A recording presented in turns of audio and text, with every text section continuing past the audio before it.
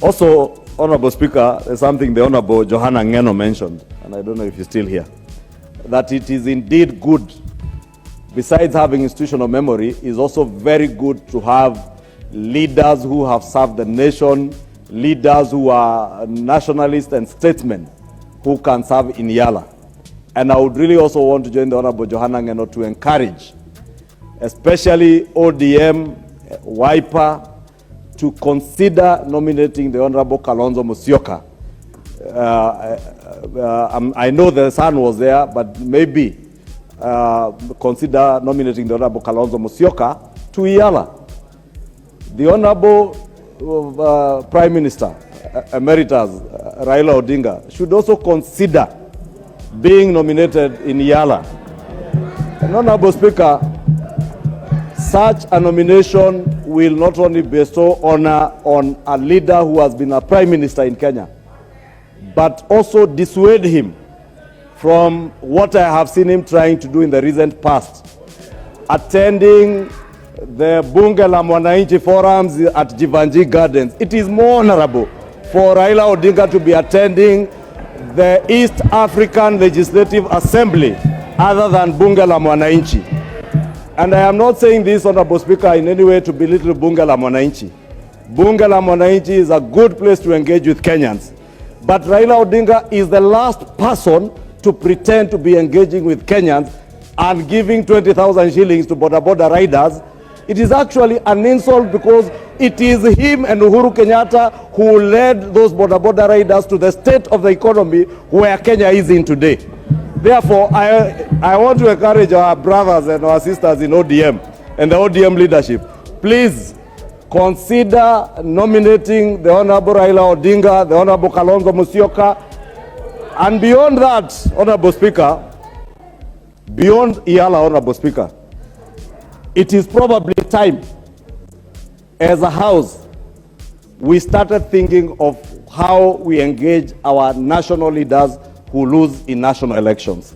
It is probably time we started thinking, how do we engage the caliber of leaders like Kalonzo Musyoka, Uhuru Kenyatta, Raila Odinga in our national conversations, and probably think of how we would even create the position of a leader of opposition, and that will give them a forum other than seeing the stature of Raila Odinga with Babu Owino, the Honorable Babu Owino and the Honorable TJ Kajwang in Jivanji, the next day in Kariobangi, I hear tomorrow, the other day you'll be in Kibra, inciting Kenyans.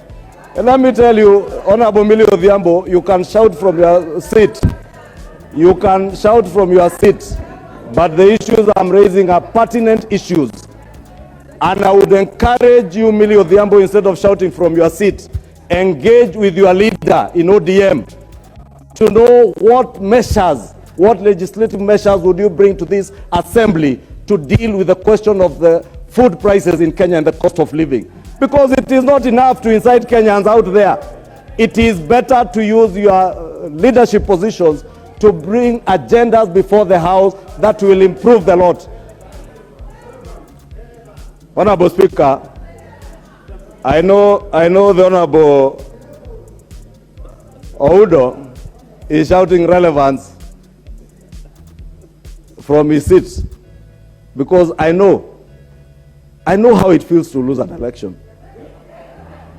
Honorable Oudo, I know how it feels to lose an election, and the people that led you to lose that election are now enjoying themselves.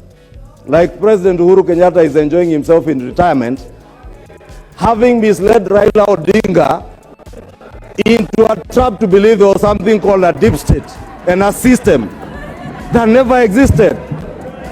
But the same Uhuru Kenyatta is the one, together with his handshake brother, who got this economy to where it is. Therefore, you cannot be pretending to be crying with the Kenyans that whose tears, you're actually dancing on the tears of Kenyans that you led to where they are. It is the state capture that was perpetuated by the handshake brothers and the handshake government that has destroyed our economy, destroyed our country, and now you pretend that you will go and incite Kenyans in Jivanji, in Kariobangi, in Mathare, incite Kenyans, but Kenyans are more intelligent than you think.